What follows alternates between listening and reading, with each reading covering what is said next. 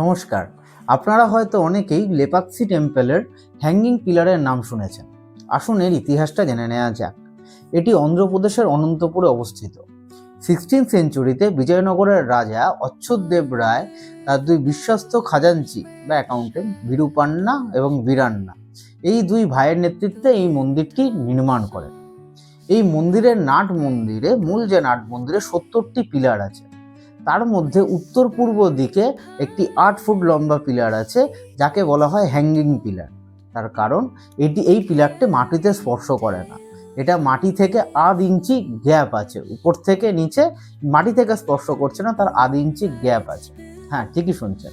লোকালদের বিশ্বাস এই যে গ্যাপটা আছে, এখান থেকে কাপড় বা পর্দা কোনো কিছু সরিয়ে মনস্কামনা করলে সেইটি পূরণ হয়।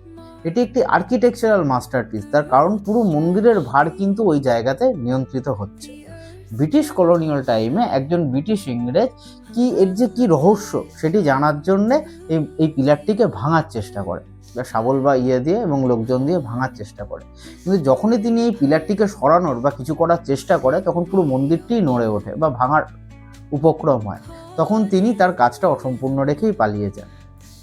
এত বছর আগেকার তৈরি এত সুন্দর একটা মার্বেল আর্কিটেকচার যে এই প্রিন্সিপালে গঠন হয়ে আছে পুরো মন্দিরটি, সত্যিই একটা অনস্বীকার্য বিষয়।